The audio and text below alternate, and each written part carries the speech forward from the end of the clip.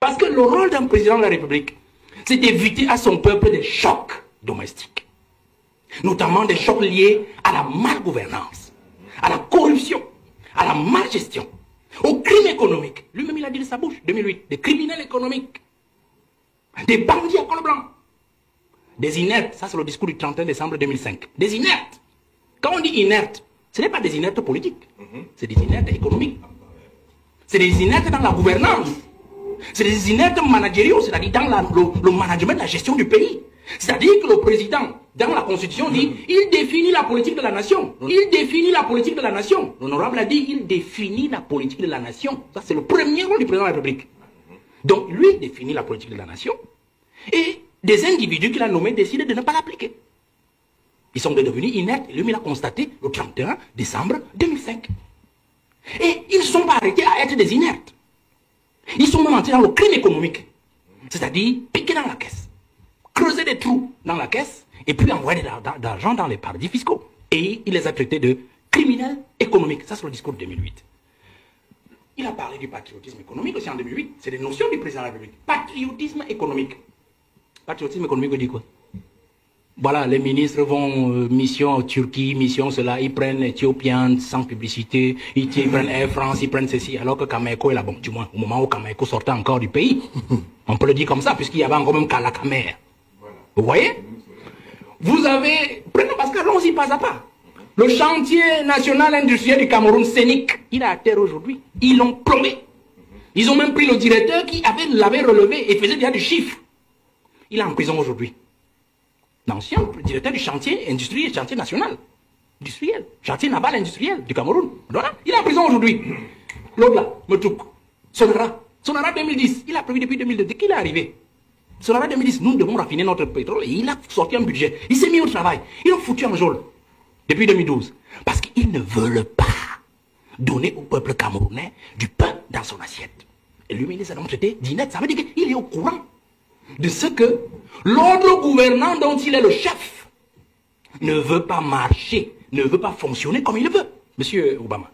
Donc moi, je ne voudrais pas qu'on limite cette affaire-là non. Moi, je ne suis pas dans l'histoire des RPC. Dans la définition structurelle, l'ordre politique tel qu'a donné l'honorable tout à l'heure, non. Le professeur l'a dit clairement. Parce que si on rentre dans sa définition, ce n'est que la petite définition qu'a donnée d'ailleurs Montesquieu dans son esprit des lois. Ça, c'est la définition structurelle de l'État. La définition structurelle même du gouvernement. Parce que les gens, la notion de gouvernement, parce que les gens ont une définition restrictive de la notion de gouvernement. C'est-à-dire le gouvernement, c'est le Premier ministre et les ministres. Non. Dans l'esprit des lois, le gouvernement, c'est l'exécutif, c'est le législatif, c'est le judiciaire. C'est ça qu'on appelle le gouvernement. C'est-à-dire la définition lato sensu. Vous comprenez? C'est les gens qui dirigent, parce que le gouvernement, c'est ceux qui dirigent le pays. C'est ces trois pouvoirs. Et quand donc Montesquieu le dit, dans son ouvrage 1751, il est clair dessus. C'est pour neutraliser, c'est pour que le pouvoir arrête le pouvoir. C'est-à-dire que le pouvoir législatif, à travers le contrôle le pouvoir exécutif, et le pouvoir judiciaire, à travers l'application des lois, s'assure que personne n'est au-dessus des lois. Que ce soit celui qui a voté ces lois, ou que ce soit celui qui les applique. Vous comprenez? Voilà. Mais nous rentrons donc dans la logique de bilan, puisque c'est ça le sujet. Est-ce que vous permettez qu'il parle? Vous aurez la parole après. Quand nous sommes dans la plaît. logique de bilan, nous nous retrouvons donc dans une société où le président est dans un bilan d'échec. Moi, j'ai commencé par dire, j'ai situé l'affaire politique et économique. Aussi simple, parce que vous avez bien compris dans votre génie que politique et économie, le socle, c'est le social. Vous comprenez? Donc, on est dans un bilan d'échec. Bilan d'échec, pourquoi? Parce que sur le plan politique, j'ai dit, il est en train de détacher le Cameroun, donc il n'a pas encore atteint l'objectif. Vous comprenez? Le franc CFA est toujours là. On voit toujours la France qui a pignon sur eux chez nous. On est même en train de voir comment le monsieur qu'on a nommé à la Sonara, le monsieur qu'on a nommé à la Sonara, il est en train de redonner les contrats d'études sur la construction de notre raffinerie, la nouvelle raffinerie, aux sociétés françaises. Alors que l'objectif du président, en nationalisant la Sonara, par son décret de juillet 2019, était justement de remettre cet outil au Cameroun. Remettre cet outil au Cameroun. Mais on a vu que ce monsieur est en train de ramener la Sonara à la France. Vous voyez? Donc, tant que le président n'atteint pas l'objectif final de libération politique du Cameroun, pour moi, il est dans l'échec. Machiavel le dit, et je crois que c'est son livre de chevet, dit-on. La fin justifie les moyens. Mauvais moyens, bon résultat, mais on n'a pas encore de résultats. Vous comprenez? Mais nous sommes encore dans des mauvais moyens actuellement, puisqu'il utilise, et je sors même de là, je rentre même dans le choix de ses équipes. On dit aujourd'hui que tout le monde vole, bon d'accord.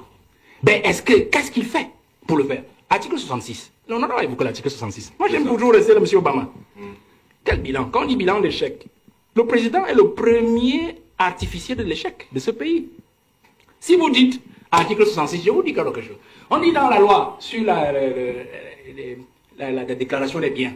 Et puis les gars, ils font quoi? Vous savez, quand ils ne veulent pas appliquer quelque chose, on vous met des décrets d'application à l'intérieur de la loi. C'est-à-dire, on dit à M. Nkoupit, vous à l'Assemblée nationale, contentez-vous de voter la loi sur la déclaration des biens. Et quand ils vous proposent la loi, puisque c'est des projets de loi, on met une trace et on dit telle modalité fera l'objet des décrets d'application. Alors la loi date de 2006 et l'honorable a cité le 27 avril 2006 et on dit ben, quand est-ce que le décret d'application qui va justement mettre en place toutes les commissions, membres sur membres, qui sont chargés d'entendre chaque gestionnaire nommé de ce pays jusqu'au grade qu'il a cité, avant son entrée en fonction et après son entrée en fonction. Qui? Ce décret n'est jamais sorti jusqu'aujourd'hui. Alors, qu'est-ce qui empêche donc ce décret d'application de sortir? On dit les décrets sont d'application, du moins, sont de signature discrétionnaire. Qui a donc la discrétion du décret? C'est bien Paul Biya. Et nous sommes aujourd'hui à 19 ans. Personne n'a déclaré c'est bien. Voilà, vous avez monsieur quelque part là-bas à Tinga, pas à Tinga, oui, justement, on parlait de congrès à la CONAC, qui justement était ministre, 89, 91, quelque chose comme ça, à Garga. On vole, ministre de la fonction publique et de la réforme de l'État. Biya l'a plutôt envoyé au quartier. Parce qu'il venait justement dénoncer des choses qui lui plaisaient lui. Donc il faut comprendre que c'est le premier artificier du mal-être du Cameroun. Donc il est dans l'échec, monsieur Obama. Mais nous disons simplement, et je sors par là, que lorsque l'on parle donc du bilan aujourd'hui, le peuple camerounais ne veut pas savoir si vous avez détaché le Cameroun de la France. Si vous avez détaché le Cameroun, je ne sais pas de quelle autre puissance. Si vous êtes parti en Chine, si vous avez fait ceci en Russie, avec la Russie, non. Le peuple camerounais veut savoir, est-ce que lorsqu'on me donne mon petit salaire à la fin du mois, est-ce qu'il suffit à me faire vivre moi et ma famille et tous mes enfants, et peut-être ceux qui me sont attachés du 1er au 30 du mois? Voilà la grande question. Quand on va au marché, le taux d'inflation, il est de combien? Et puis, il se pose aussi des questions. Est-ce que ceux qui me dirigent aujourd'hui, moi, petit individu du peuple camerounais, reflètent même la morale et la rigueur? Parce que rigueur et moralisation ne sont pas les diptyques, ne sont pas un diptyque du président Paul Biya. Rigueur et moralisation, l'honorable l'a dit tout à l'heure, congrès de 80, 10 juillet 80, c'est le président Aïdjo, UNC. Rigueur et moralisation. Mais l'homme s'est arrangé sur le plan politique à diluer toute la rigueur, à diluer toute la moralisation et toute la morale, a rendu le pays, a mis le pays dans un marasme d'immoralité aujourd'hui, qu'on a comme l'impression que ce sont les imbéciles qui sont heureux dans ce pays. C'est-à-dire que vous avez des individus qui ne méritent en rien d'être là où ils sont, mais pourtant, leurs responsabilités sont renforcées au jour le jour. Ils passent de ministre à ministre d'État, plus on détourne, plus encore on est responsabilisé. Et vous voyez aujourd'hui, l'homme prenant de l'âge, on se retrouve dans une situation où on se dit, il n'arrive même plus à contrôler sa propre machine. Parce que le bilan est dans celui-là. Le bilan d'un homme en fait qui a fait plus de 40 années, nous sommes à la 43e année de pouvoir, mais qui n'a pas pu tenir sa machine. Et aujourd'hui, on comprend que la machine est de son parti, comme le dit l'honorable tout à l'heure, se croit déjà proche du pouvoir. C'est-à-dire que s'entend que celui qui l'a toujours favorisé, celui qui a toujours porté cette machine-là, s'en va déjà de l'autre côté pratiquement. Alors il est question pour elle de freiner des quatre fers, de reculer et de le laisser aller dans le gnouf de l'histoire et peut-être de chercher, comme on dit souvent, un autre dauphin pour le remplacer et continuer à faire comme d'habitude. L'héritage est donc... Bien sûr, l'héritage est donc négatif. L'héritage est négatif parce que le premier mauvais héritage qu'il nous laisse, c'est l'héritage de l'ingratitude et de l'égoïsme. C'est-à-dire le président de la République a été toujours un homme ingrat et égoïste avec tout ce qu'il a gouverné, avec tout ce qu'il a nommé. Je cite simplement, nous avons eu un fameux débat sur Ernest Ouandié, par exemple, et où on a vu que il n'a jamais accepté que ces gens qui ont combattu dans l'histoire du Cameroun pour la libération politique du Cameroun, parce qu'il ne s'agissait pas d'une autre libération, d'un autre type de libération, que ces gens rentrent définitivement dans l'histoire comme des héros. Parce que la loi d'habilitation qu'il, lui, le signe, il promulgue en 1991, n'est qu'une loi d'habilitation, c'est-à-dire qu'il fait partie, ces gens-là, d'étapes de maquisards à des citoyens normaux. Mais pourtant, c'était des héros qui devaient être consacrés et reconnus par la nation. Et on va citer comme ça, parce que quand je dis ingratitude, même envers son propre père Ahidjo. Parce que quand vous regardez un monsieur que Ahidjo a adopté Paul Biya depuis 62, l'a confié à Eteki Mboumoua, l'a récupéré en 68, secrétaire général, après, bien avant ça, c'était directeur de son cabinet. Et puis en 75, premier ministre, et il lui donne le pouvoir en 82. Vous ne pouvez pas condamner, quel que soit ce qui a pu arriver, votre parent par 2 fois par contumace. Après le premier coup d'État manqué, la tentative de coup d'État d'août 1983, condamné par contumace à Ahidjo. Et puis après le coup d'État manqué de 1984, le 6 avril, condamné encore par contumace. Alors là, on voit, et il l'a mis encore dans un même décret de promulgation de la loi d'habilitation, il a mis Ahidjo, il a mis Wandi et tous les autres. Vous voyez? Donc il y a un problème d'ingratitude. Et c'est ce qui nous affecte aujourd'hui, même sur le plan de la mystique nationale, la mystique gouvernementale de ce pays, la mystique sociologique. Parce que lorsque vous enfreignez les règles morales, il a parlé tout à l'heure du respect des aînés, nous ne pouvons avoir qu'un pays obscur devant nous, un avenir obscur, parce que le père de la nation, Ahidjo, n'a jamais été restauré dans ses droits, n'a jamais été restauré dans son honneur et sa dignité. Comment voulez-vous que nous évoluions avec ça? Prenons, renversons même l'analyse. Si Biya maintenant venait à partir et laisser le Cameroun dans cet état où nous nous retrouvons, vous pensez que la jeunesse camerounaise lui fera honneur? Vous qui lisez les réseaux sociaux, personne ne veut entendre un traître mot positif sur Paul Biya. Parce que tous les Camerounais raisonnent en termes de souffrance. Ils regardent leur quotidien et regardent le quotidien de ceux qui gouvernent et se disent comment est-ce qu'un pays peut être bâti ainsi?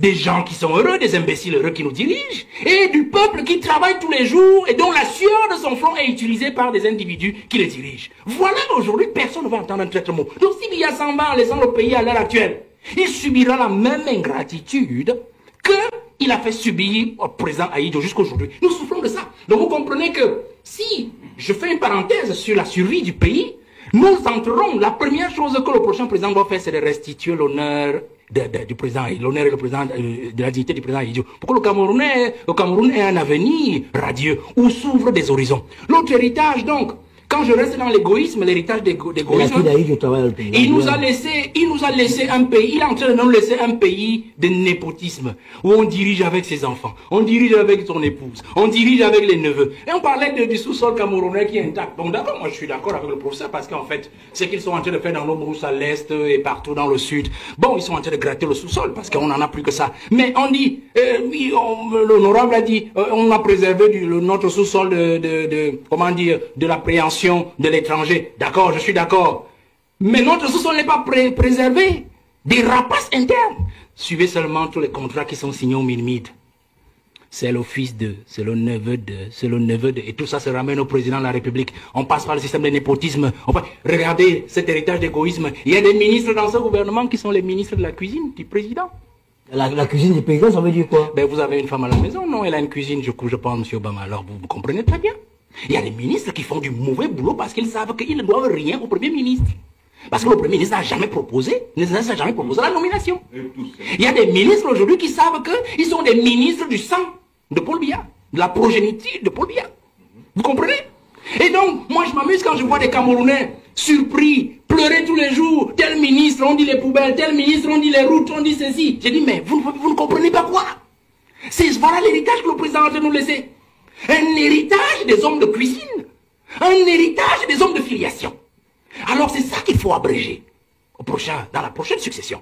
Je pense encore que lorsqu'on rentre dans cet héritage-là de Paul Biya, l'héritage négatif, l'héritage noir, qu'il faut absolument changer, qu'il faut absolument renverser, il faut rester dans cette logique de Paul Biya qui justement nous laisse un héritage d'un homme dépensier.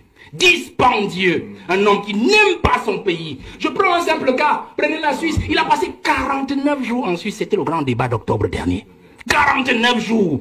Je me souviens en 2012, il y avait des études des journalistes qui montraient que l'année 2012, le président avait mis pratiquement plus de 250 jours à l'extérieur. À l'hôtel intercontinental. On se pose la question. À Indy, on n'avait jamais passé plus de 15 jours à l'extérieur. Quand il y allait, c'était soit pour congé d'une semaine, il prenait son congé annuel, il partait à la Côte d'Azur, il revenait quelque part ici à Nassarao dans son village, ou alors il allait à Moulvoudaï. Parce que même quand vous arrivez sur la milieu de Moulvoudaï, je ne sais pas si ça a changé quand j'étais sur le terrain, vous allez trouver les derniers babouches du président Aïdjo, ces derniers sandales, et un t-shirt posé sur le lit, sur lequel il venait souvent dormir à Moulvoudaï. C'était une habitude sur le président Aïdjo.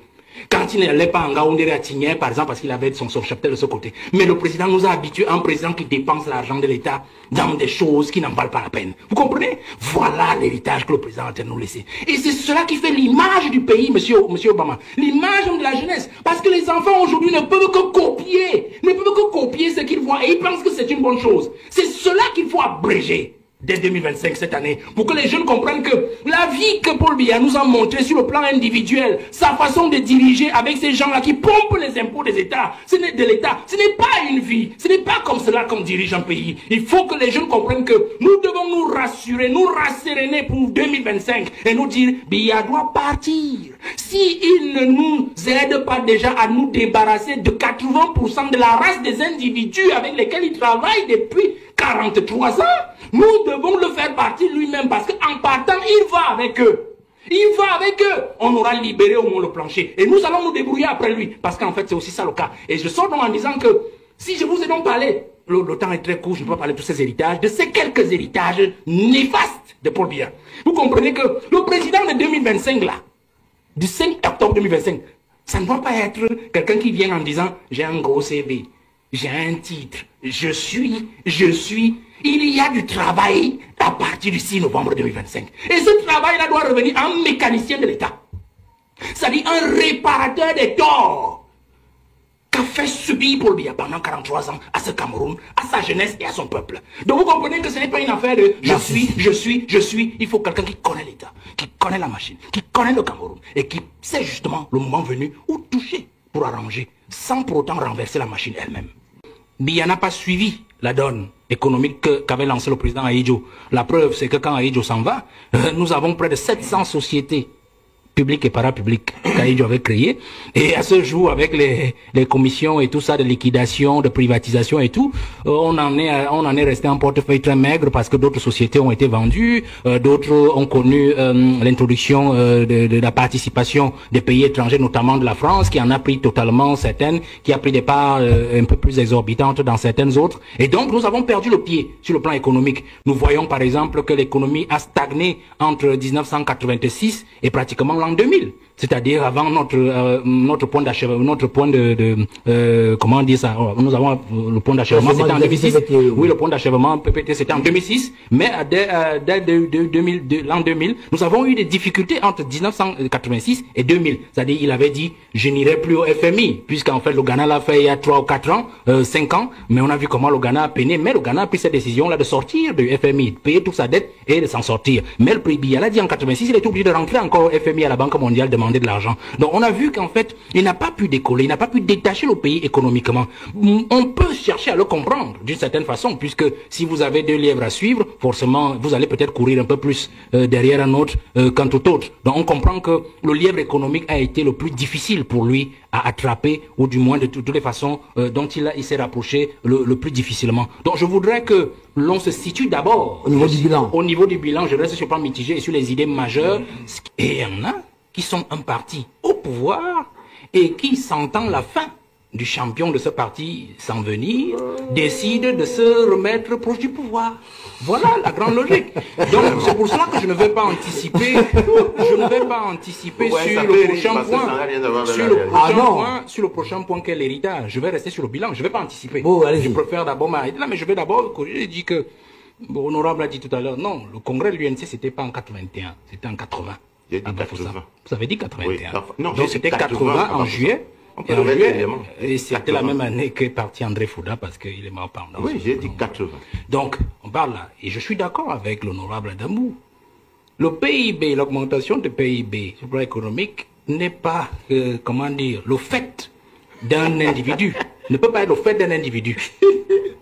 peut être le fait d'un ensemble de politiques qui ont été conçues, implémentées, appliquées, et dont les résultats se ressentent. Dans notre pays, c'est un accident. Donc, dit que 30 000 milliards, parce qu'on vous entend quand dit vous que parlez. 30 000 milliards de 82 à 2025 est un exploit. Je me pose des questions.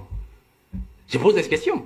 Il faut plutôt se poser la question, est-ce que ça n'aurait pas pu être un peu plus élevé encore, notre PIB, si on avait fait effectivement mieux? Vous voyez, une augmentation, et là je suis d'accord avec lui, la croissance n'est pas toujours un indice de développement. Et le PIB ne peut donc pas être aussi un facteur de bonne gouvernance. La preuve, c'est que nous avons aujourd'hui un pays dans un marasme économique. Ce PIB est plutôt l'œuvre d'un pays, d'une population résiliente. Et le président lui-même a adopté ce mot depuis 2008. Nous sommes un peuple résilient, c'est-à-dire qui arrive à résister aux chocs exogènes, c'est-à-dire la politique internationale qui est dure pour les pays les plus faibles, et endogènes.